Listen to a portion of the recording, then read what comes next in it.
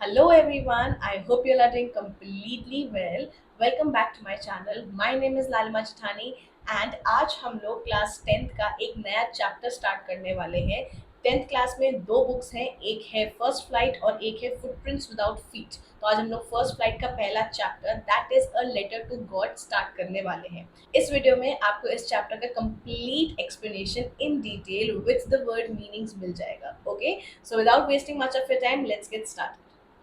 Okay so जो नाम है इस चैप्टर का अ लेटर टू गॉड, इससे ही आपको थोड़ा कंफ्यूजन हो गया होगा, थोड़ा सोचने में प्रॉब्लम हो रही होगी कि कोई इंसान गॉड को लेटर कैसे लिख सकता है, और गॉड का अगर एड्रेस उसके पास है तो सिर्फ उसी के पास क्यों है, बाकी किसी के पास क्यों नहीं है। जो ये स्टोरी है वो एक पुअर फार्मर की है जिसका नाम है लेंचो, और वो अपनी क्रॉप्स को लेके, अपने जो कॉर्न मतलब भुट्टा, भुट्टे की क्रॉप्स को लेके इतना ज्यादा परेशान होता है कि वो भगवान को एक लेटर लिख देता है। और भगवान को क्या लेटर लिखता है, उसके पास लेटर का रिप्लाई आता है कि नहीं, उसके पास भगवान का एड्रेस कहाँ से आया, वो भगवान से क्या मांगता है क्या नहीं मांगता है, यही सब हम आज इस वीडियो में पढ़ेंगे, सीखेंगे, जानेंगे कि आखिर ऐसा क्या हुआ कि एक इंसान को भगवान को लेटर लिखना पड़ा। So let's get started. Lencho is a farmer who writes a letter to God when his crops are ruined, asking for 100 pesos. So यहाँ हम लोग क्या पता चल रहा है कि इस स्टोरी का मेन कैरेक्टर जो है वो लेंचो है। वो एक फार्मर है और वो भगवान को लेटर लिखता है। क्यों लिखता है? जब उसकी जो क्रॉप्स है वो पूरी तरह र्यून मतलब बर्बाद हो गई होती हैं, तब वो भगवान को एक लेटर लिखता है। क्या मांगते हुए? 100 पेसोस मांगते हुए। पेसोस जो है वो एक करेंसी है, जैसे हमारे यहाँ की करेंसी रुपीज है, पैसे है, पेसोस भी एक जगह की करेंसी है। ठीक है। Does Lencho's letter reach God? अब क्वेश्चन ये आता है कि उसने लेटर लिख तो दिया, क्या वो उसका लेटर भगवान तक पहुंचा? Does God send him money? क्या उसने जो 100 पेसोस मांगे थे वो भगवान ने उसको भेजे? Think what your answers to this question would be and guess how the story continues before you begin to read. अब क्या काम दिया गया आपको स्टोरी के स्टार्टिंग में कि आप सोचिए कि इन चीजों का आंसर क्या होगा। क्या लेंचो को वो पैसे मिले होंगे? क्या वो अपनी क्रॉप्स को बचा पाएगा, नहीं बचा पाएगा? कुछ भी है आपके दिमाग में जो भी, इसको बस छोटे से इस पार्ट को रीड करके जो भी आंसर्स आ रहे हैं प्लीज आप कमेंट सेक्शन में मुझे बताइएगा जरूर। The house, the only one in the entire valley, sat on the crest of a low hill. अब यहाँ पे सबसे बड़ा क्वेश्चन ये होगा कि वैली क्या होती है। देखिए, जब भी दो माउंटेन्स होती हैं, ठीक है, उसके बीच में जगह निकलती है जिसके नीचे और हमेशा माना जाता है कोई एक रिवर फ्लो ही कर रही होती है। ठीक है, इस जगह को हम लोग वैली कहते हैं। ठीक है, ये जो पर्टिकुलर जगह होती है इसको हम लोग वैली कहते हैं। तो क्या कहा गया है? The house the only one in the entire valley, मतलब जो लेंचो का घर है वो उस वैली में एक इकलौता घर था।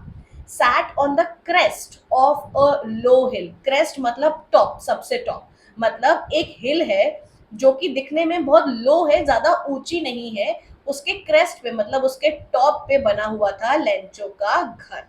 ठीक है। From the height one could see the river and the field of ripe corn dotted with flowers that always promised a good harvest.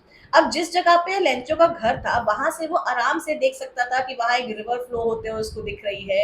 वहां पे उसको जो भुट्टे की है वो एक राइप मतलब पकी हुई फसल दिख रही है, जहाँ पे उसको फ्लावर्स भी दिख रहे हैं उस भुट्टे से जो निकले हुए हैं, जिसका मतलब था कि उसकी जो हार्वेस्ट है मतलब उसकी जो क्रॉप है वो बहुत ही ज्यादा अच्छी हुई है, उसकी खेती बहुत ही अच्छी हुई है, ये इसका मतलब है।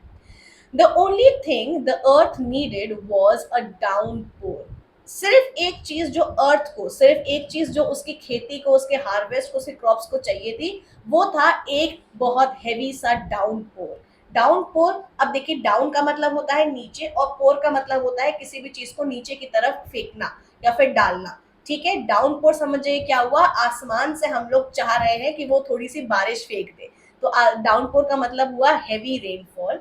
और एटलीस्ट अ शार, अगर बहुत ज्यादा हेवी रेनफॉल नहीं तो एटलीस्ट एक थोड़ी सी छोटी सी हल्की सी बारिश ही सही, जिससे जो उनकी धरती है वो थोड़ी सी गीली हो जाए, उसके बाद उनको प्रॉब्लम ना हो अपना काम करने में आगे।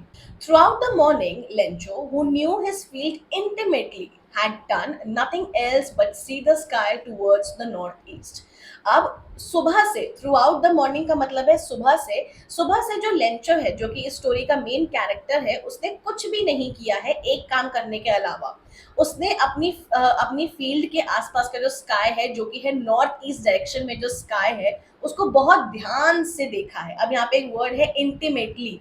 वो अपनी फील्ड को बहुत अच्छे से जानता था, इसीलिए वो उसी डायरेक्शन में देख रहा था जहां उसको पता था कि हाँ, वहां से बारिश आ सकती है। Now we are really going to get some water, woman. The woman who was preparing supper replied, Yes, God willing. अब एक चीज आपको याद रखनी है, जहां पे भी ऐसे इन्वर्टेड कॉमास वाली चीज आए, मतलब वहां पे कोई डायलॉग है, किसी ने कुछ बोला है। ठीक है, तो यहाँ पे किसने बोला है? यहाँ पे लेंचो ने बोला है। किसको बोला है? वुमन को बोला है। वुमन कौन है? वुमन उसकी वाइफ है। कौन है? वुमन उसकी वाइफ है। ठीक है, यहाँ वुमन उसकी वाइफ है, उसके बारे में बात हो रही है कि लेंटो ने अपनी वाइफ को बोला उस आसमान की तरफ देखते हुए। किस डायरेक्शन में? नॉर्थ ईस्ट डायरेक्शन में आसमान को देखते हुए उसने अपनी वाइफ को बोला कि मुझे लगता है कि अब थोड़ी सी बारिश होगी। तो उसकी वाइफ ने उसको बोला गॉड विलिंग। अब जब उसकी वाइफ ने बोला गॉड विलिंग, तब वो प्रिपेयर करी थी सपर। सपर क्या होता है? सपर होता है डिनर। डिनर प्रिपेयर करते हुए उसने अपने हस्बैंड को बोला गॉड विलिंग कि हाँ, अगर गॉड की इच्छा होगी तो ये चीज जरूर होगी। The older boys were working in the field while the smaller ones were playing near the house until the woman called to them all, Come for dinner.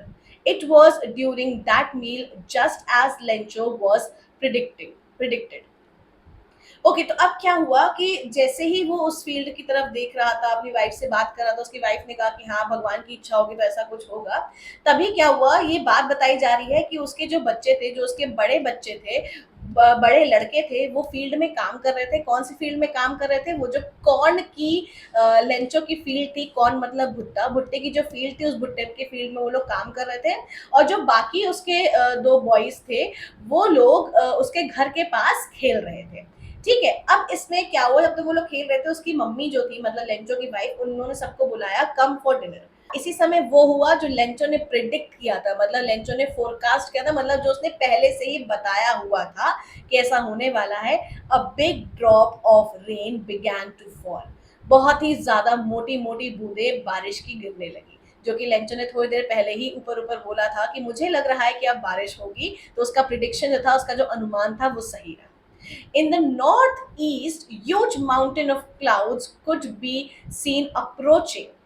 अब क्या हुआ कि उसी डायरेक्शन से, जिस डायरेक्शन में वो सुबह से देख रहा था, उसी डायरेक्शन से उसको बहुत ही ज्यादा ऐसे क्लाउड्स, उसके जो माउंटेन्स थे उसके पास से क्लाउड्स आते हुए दिखे। उसको दिखा कि हाँ, वहां से क्लाउड्स आ रहे हैं, तो मतलब बारिश भी आएगी। The air was fresh and sweet. जो एक सौंधी सौंधी सी खुशबू आती है बारिश आने के टाइम से, बारिश आने के टाइम पे, वैसी खुशबू उसको आने लगी। और जो लेंचो ने बोला था वो फाइनली हो रहा था, मतलब बारिश होने वाली थी। The man went out for no reason than to have the pleasure of feeling the rain on his body, and when he returned, he exclaimed, These aren't raindrops falling for the sky. They are new coins. अब क्या हुआ कि उसने अपना खाना वाना जो है वो छोड़ा, और वो क्या करा उसने, वो तुरंत उठा और वो बाहर गया अपने घर के। इसलिए नहीं कि उसको देखना था कि बारिश कैसे आ रही है, उसको ये फील करना था अपनी बॉडी पे कि जो बारिश का जो प्लेजर है, वो जो सुख है बारिश आने का, क्योंकि वो बहुत ज्यादा परेशान था अपने फील्ड को लेके, वो उसका क्या सुख होता है। जैसे ही उसने वो कहा, फिर अंदर आके उसने ये चीज कही, एक्सक्लेम्ड, मतलब यहाँ पे एक्सक्लेम्ड का मतलब है उसने खुशी से एक चीज कही, they aren't rain drops falling from the sky, they are new coins. उसने कहा ये बारिश नहीं है, ये बारिश की बूंदे नहीं है जो ऊपर से गिर रही है, ये नए नए सिक्के हैं। अब यहाँ क्या किया है उसने, रेन ड्रॉप्स को बहुत ही अच्छी तरह किससे कंपेयर किया है? न्यू कॉइन से कंपेयर किया है। ठीक है, the big drops are 10 cent pieces and the little ones are 5। उसने कहा जो बड़ी बड़ी मोटी मोटी बूंदे हैं वो 10 cent की है, और जो छोटी छोटी छोटी छोटी बूंदे हैं वो 5 cent की है।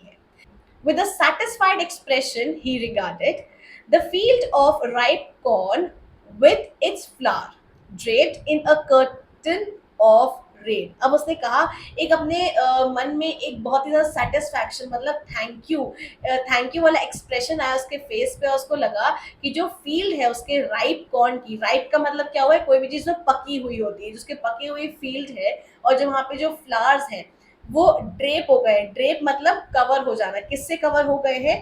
किससे कवर हो गए हैं? रेन से कवर हो गए हैं। जब बारिश पड़ रही है इतनी अच्छी अच्छी सी, जो उसकी जो फील्ड है, वहाँ के जो जितने भी फ्लावर्स हैं, वो उसकी जो पकी हुई पका हुआ भुट्टा है, पका हुआ कॉर्न है, वो पूरा का पूरा बारिश से कवर हो गया है और इस बात की उसको बहुत ही ज्यादा खुशी है। But suddenly, a strong wind began to blow, and along with the rain, very large hailstones began to fall. हाँ, ओ माय गॉड! क्या हुआ? उसकी खुशी बहुत देर की नहीं थी। जैसे ही उसने बोला कि मैं बहुत खुश हूँ, मेरे भुट्टा ऐसा, मेरा ऐसा, वैसा, वैसा, भगवान ने कहा रुको ज़रा, सब्र करो, आगे और भी कहानी है। अब कहानी में ट्विस्ट ऐसा आया कि जो बारिश थी वो हेल स्टोन्स में बदल गई। हेल स्टोन्स मतलब ओले, वो जो व्हाइट-व्हाइट वाले गोल-गोल होते हैं, वो जो ऊपर से आसमान से गिरते हैं, ओले, उसमें बदल गई। अब एकदम से सन्नाटा हो गया कि बारिश हो रही थी, अब ओले गिरने लगे। ठीक है, आगे देखते क्या हुआ। These truly did resemble new silver coins. The boys, expressing themselves to the rain, ran out to collect the frozen pearls. It's really getting bad now, exclaimed the man. I hope it passes quickly. It did not pass quickly. For an hour, the hail rained on the house, the garden, the hillside, the cornfield, and the whole valley.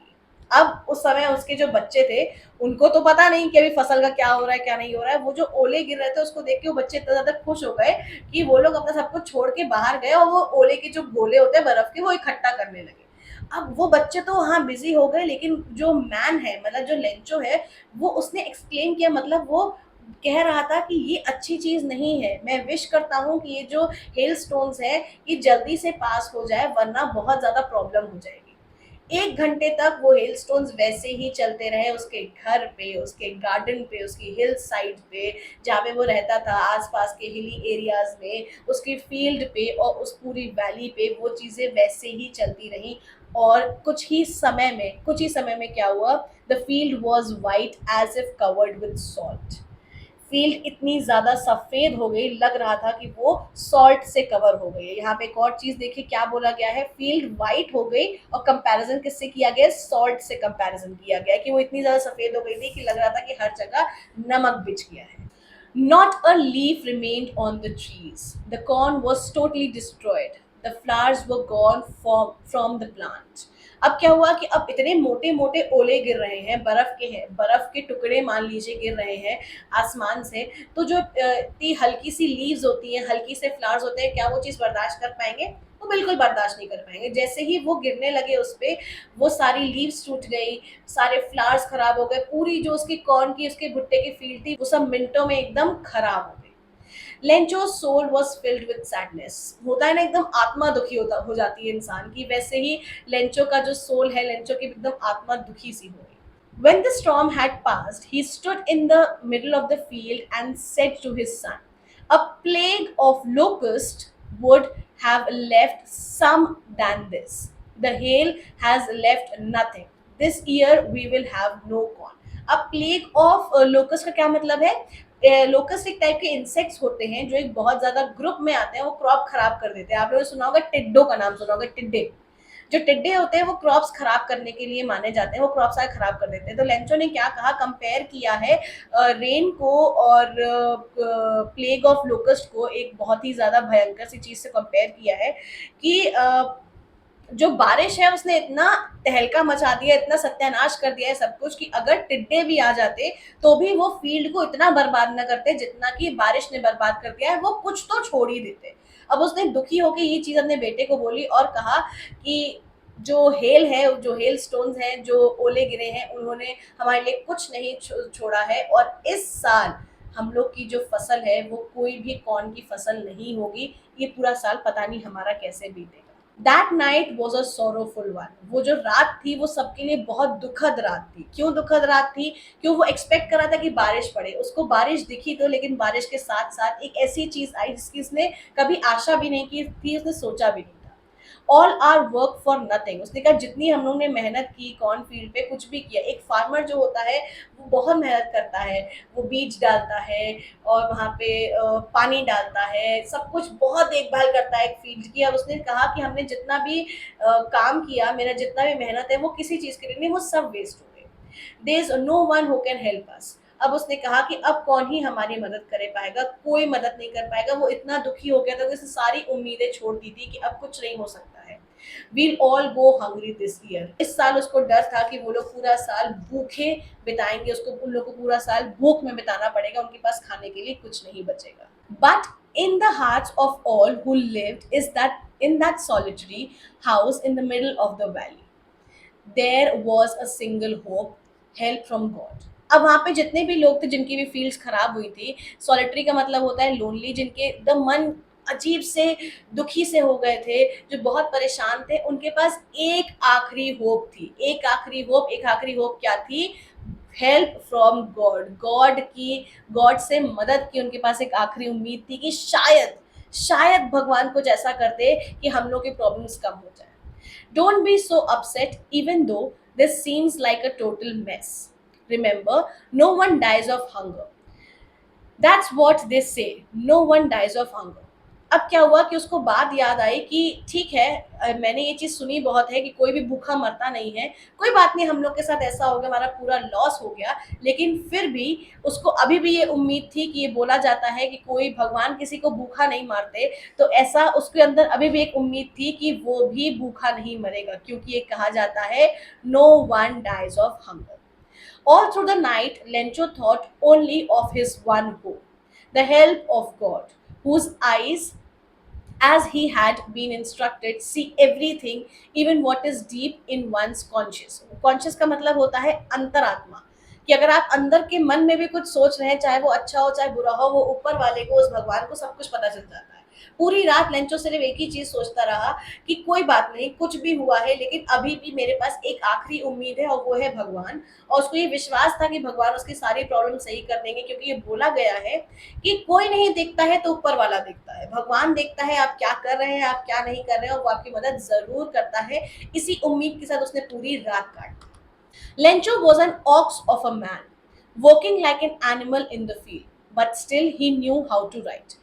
वो ox of a man मतलब वो बहुत ही ज्यादा मेहनती मेहनती इंसान था।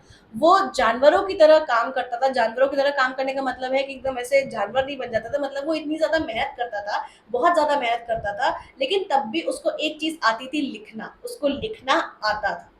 The following Sunday at daybreak, he began to write a letter which he himself would carry to the town and place in the mail। It was nothing less than a letter to God। अब finally हमको पता चला है कि Lencho ने क्या लिखा और कब लिखा, लेटर टू गॉड। ठीक है, तो उसको लिखना आता था, तो उसने क्या किया, संडे के दिन डे ब्रेक, दिन के समय जब वो आराम करता था, उस समय उसने क्या किया, उसने एक लेटर लिखा। और वो लेटर लिख के वो खुद गया शहर की तरफ। उसने जाके वो मेल बॉक्स, पहले के टाइम पे वो जो होते थे ना, मेल बॉक्स होते थे, उसमें हम लोग को लेटर्स डालने होते थे, वहां गया, उसने जाके वो मेल डाला। और लेटर किसको लिखा था उसने? उसने लेटर लिखा था गॉड। God he wrote. उसने स्टार्टिंग कैसे की, उसने पहले लिखा गॉड, उसके बाद उसने लिखना स्टार्ट किया, if you don't help me my family and I will go hungry this year. I need 100 pesos in order to sow my field again and to live until the crop comes because the hailstorm dot dot dot dot। अब क्या हुआ, उसने starting की और लिखा, if you don't help me, मतलब अगर आप मेरी मदद नहीं करेंगे तो मेरी मदद कोई भी नहीं कर पाएगा, मेरी फैमिली और मैं पूरे साल भूखे मरेंगे। I need 100 pesos. 100 पेसोस का मतलब क्या होता है? 100 पेसोस जो है वो एक लैटिन अमेरिकन करेंसी है। जैसे कि हमारी करेंसी रुपए और पैसे हैं, वहाँ की करेंसी है पेसोस। तो उसने 100 पेसोस की डिमांड की। क्यों डिमांड की? क्योंकि उसको फिर से अपनी उस फील्ड में बीज बोने थे। ठीक है, सो करने का मतलब होता है बीज बोना। उस फील्ड में उसको बीज बोने थे ताकि वो फील्ड को वापस सही कर पाए। सही करने के बाद वो क्रॉप ग्रो कर पाए। क्रॉप ग्रो करने के बाद वो ऐसा उनको बेच पाए, उनसे पैसा कमा पाए। अब उसने कहा कि ऐसा हम क्यों मांग रहे हैं, because the hell स्ट्रोम dot dot dot. उसने हेल स्ट्रोम के बाद आगे क्यों नहीं लिखा, वो कहना चाहता था कि क्योंकि हेल स्ट्रोम की वजह से मेरी पूरी फील्ड खराब हो गई, बट उसने नहीं कहा क्यों, क्योंकि उसको पता था कि भगवान को तो सब पता है आगे क्या हुआ है क्या नहीं हुआ है, क्योंकि जो कोई नहीं देख सकता है वो भगवान देख सकता है। ठीक है, he wrote to God on the envelope, put the letter inside and still troubled went to town. At the post office, he placed a stamp on the letter and dropped it into the mailbox. अब क्या हुआ, जो उसने letter लिखा था, क्योंकि मैं थोड़ा लेटर बनाने की कोशिश करती हूँ, शायद बन जाए। ओके, जैसा भी बना है लेटर, उसने लेटर बनाया, लेटर लिखा, और उसके बाहर उसने यहाँ पे क्या लिखा, उसने बाहर जो लिखा किसको भेजना है, उसको गॉड को वो लेटर भेजना था, उसने वहां लिखा टू गॉड। अब वो अपने आप को परेशान करते हुए, अपनी सारी परेशानियां को साइड रखते हुए, उसको क्या किया, उसने वो गया वहां पे पोस्ट ऑफिस गया, जो कि पोस्ट ऑफिस टाउन में था। उसे जाके स्टैंप लगाया और उसने मेल बॉक्स में वो लेटर डाल दिया। One of the employees, who was a postman and also helps the post office, went to his boss laughing heartily and showed him the letter to God. अब क्या हुआ, जिसने वो वहां से मेल बॉक्स से वो लेटर निकाला, उसने क्या किया, वो वहां पे गया और अपने बॉस को दिखाया बहुत हंसते हुए कि देखिए ये क्या है। Never in his career as a postman had he known that address. The postmaster, a fat, amiable fellow, also broke out laughing. अब क्या हुआ, उसने जाकर अपने बॉस को दिखाया कि ये देखो कैसा आया है, कि मैंने आज तक अपने करियर में कभी कोई ऐसा लेटर देखा ही नहीं है, किसी ने भगवान को लेटर लिखा है। अब जो पोस्ट मास्टर था, वहां का जो हेड था पोस्ट मास्टर, वो एक मोटा सा चबी चबी सा दिखने वाला क्यूट सा, एमिएबल, एमिएबल का मतलब होता है फ्रेंडली, बहुत ही ज्यादा क्यूट सा, बहुत ही फ्रेंडली सा फेलो, फेलो मतलब इंसान, बहुत ही फ्रेंडली सा इंसान था। वो भी हंसने लगा बहुत तेज तेज। But almost immediately he turned serious and tapped the letter on his desk, commented what faith। अब उसने क्या किया, वो पहले बहुत तेज से हंसने लगा, वो जो चबी सा क्यूट सा दिखने वाला फ्रेंडली सा पोस्ट मास्टर था, लेकिन इमिडिएटली उसको याद आया कि मतलब सोचो कोई ऐसा इंसान कैसा दुखी हो सकता है कि वो भगवान को लेटर लिख रहा है। उसने वही लेटर, मान लीजिए ये उसकी डेस्क है, उसने ऐसे करके टैप करके वो लेटर रख दिया अपनी डेस्क पे, और उसने ये चीज कहा कि वाह भाई वाह, क्या विश्वास है, क्या फेथ है। So, in order to not shake the writer's faith in God, the postmaster came up with an idea. अब उसका भगवान से विश्वास ना उठ जाए, पोस्ट मास्टर के पास एक आइडिया आया। आइडिया क्या था, उसने सोचा कि वो इस लेटर को आंसर करेगा, क्योंकि अगर लॉजिकली सोचा जाए तो जो भगवान को लेटर वो पहुंचेगा कैसे, वो किसी को भगवान का एड्रेस पता नहीं है। वो जो लेंचो है वो एक रिप्लाई का इंतजार करेगा, क्योंकि उसने भगवान को एक लेटर लिखा है। तो अब पोस्ट मास्टर ने क्या किया, उसने सोचा कि मैं इस लेटर को पढ़ूंगा और इस चीज का रिप्लाई दूंगा। But when he opened, it was evident. Evident मतलब clear. It was evident that to answer it, he needed something more than goodwill. अब उसने क्या किया कि गुडविल का मतलब यहाँ पे है अच्छी इच्छा, किसी भी काम को करने की जो इच्छा होती है ना, कि हाँ मेरा मन है ये करने का, अच्छा मन। उसने जब वो लेटर पढ़ा तो उसको ये चीज समझ में आ गई कि उसका सिर्फ मन और इच्छा और इंक और पेपर से ये लेटर का रिप्लाई नहीं जाएगा, बट इसके लिए कुछ और भी चाहिए होगा। But he stuck to all his resolution. He asked for money from his employees. He himself gave part of his salary, and several friends of his were obliged to give something for an act of charity.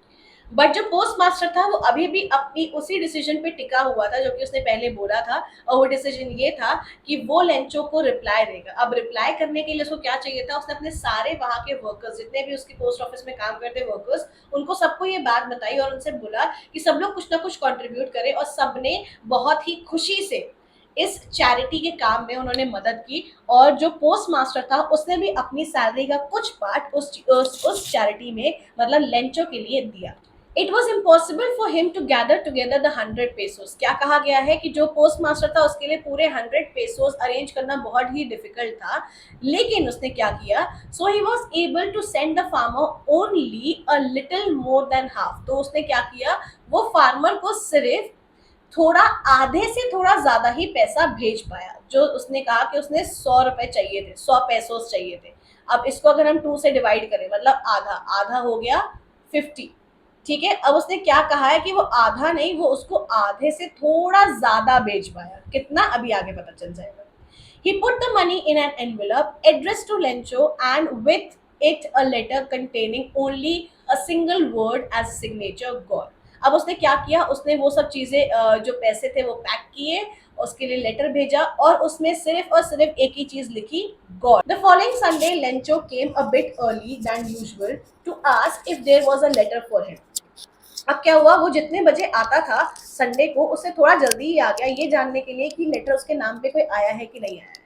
It was the postman himself who handed the letter to him, while the postmaster, experiencing the contentment of a man who has performed a good deed, looked on from his office। अब उसने क्या किया कि जो postman था जिसने उसका letter निकाला था वो पोस्ट मास्टर के पास लेके गया था, उसी पोस्टमैन ने जाके उसको लेटर हाथ में पकड़ाया और वहीं से कहीं दूर से जो पोस्ट मास्टर है वो दूर से देख रहे थे एक सेटिस्फैक्शन, एक संतुष्टि के उसमें कि हाँ उन्होंने किसी एक अच्छे इंसान की मदद की है। यही वो चीज अपने ऑफिस से देख के बहुत ही ज्यादा प्रसन्न, मतलब बहुत ही ज्यादा खुश हो रहे थे। Lencho showed not the slightest surprise on seeing the money।